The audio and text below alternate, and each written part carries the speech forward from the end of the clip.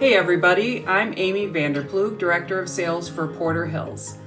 Today I want to introduce you to a groundbreaking study on successful aging.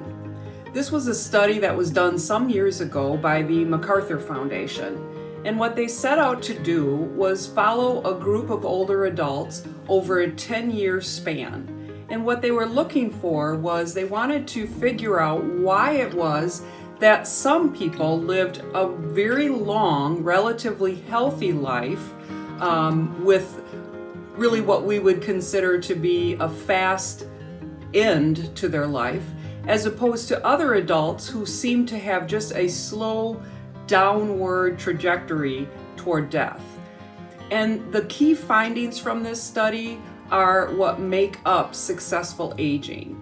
So today I want to present the information about this study. As I said, it was done by the MacArthur Foundation, and what they looked at was the usual course of aging versus successful aging.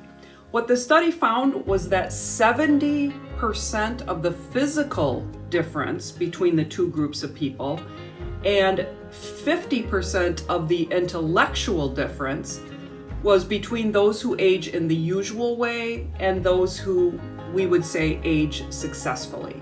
And lifestyle choices were the thing that made the biggest difference in how people aged. And so today I want to just share these results of the study.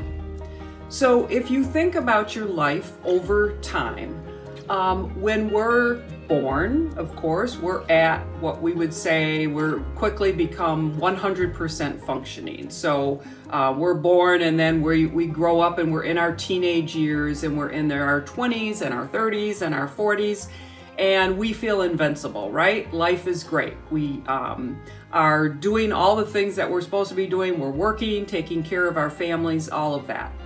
But then it gets to a point maybe when middle age, in our 60s or so, where we say, I'm starting to have more aches and pains, I'm going to the doctor more often, and it seems like the trajectory then is just kind of a slow decline until the end.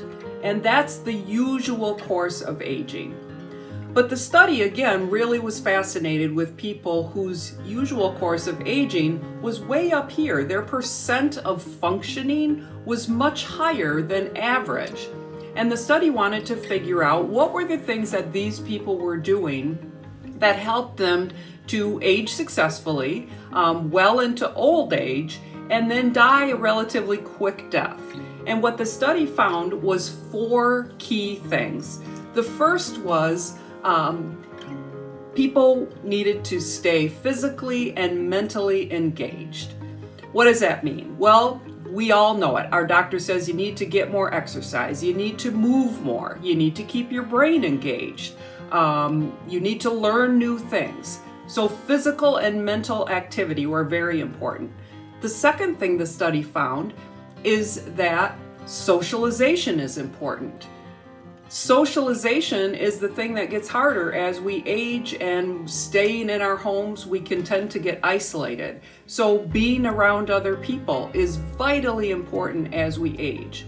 The third thing that the study found was that purpose and meaning are important. So a reason to get up in the morning, having things to do, having commitments that you made with other people. Purpose and meaning can also mean spirituality. Those things are very important as we age. And the fourth thing that the study found was that you need to live in an environment that supports all of these things. So living in a place where it's very easy for you to have physical activity and mental stimulation and socialization and purpose and meaning. Those are the 4 things that are so important to successful aging. So what does successful aging look like in community? Well, I can tell you at Porter Hills and our communities, we are very purposeful when it comes to wellness. Now, wellness is a term that we've heard often and for a long time, and wellness can mean different things to different people. But really, there are 6 different dimensions of wellness. And at our communities, we are purposeful in making sure that the opportunities that we give our residents are meeting all of those different areas of wellness and meeting the things that the researchers have shown us lead to successful aging. So what does that look like in community? Well, wellness is certainly physical wellness and physical health. And so our communities have swimming pools and fitness centers. We have exercise classes that you can participate in, and residents are encouraged to participate in those kinds of things. But besides physical wellness, there's also emotional wellness. What does that look like in community? Well, that's the support that you feel from your neighbors, from the other residents, from the team members, the staff that are here, supporting you through really the highs and lows that we all go through. Then there's intellectual wellness. So remember in that study, it talked about keeping your brain engaged.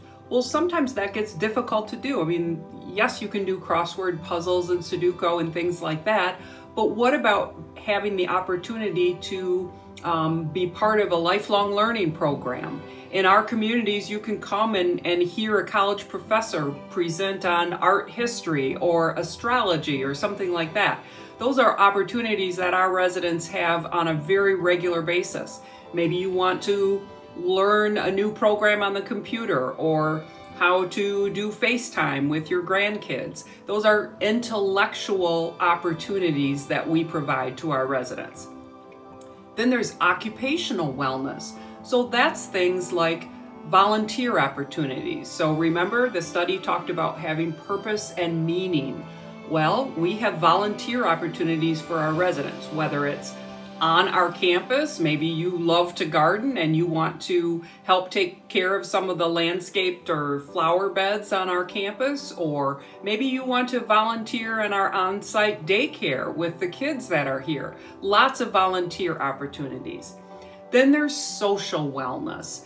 So again, the study showed us that socialization is so very important as we age.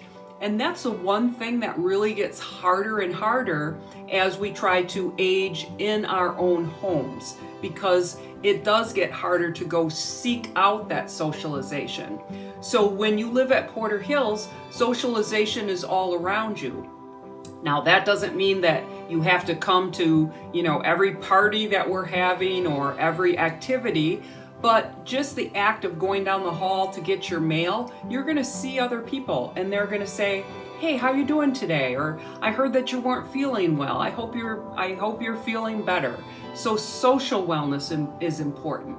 Then there is spiritual wellness, and having the opportunities right on the campus, whether it's to be part of a Bible study or a prayer group or participate in our on-site Vespers services. So successful aging is all about wellness in all the different forms. And at Porter Hills, we are purposeful in creating those opportunities for our residents to age successfully. Thanks for watching.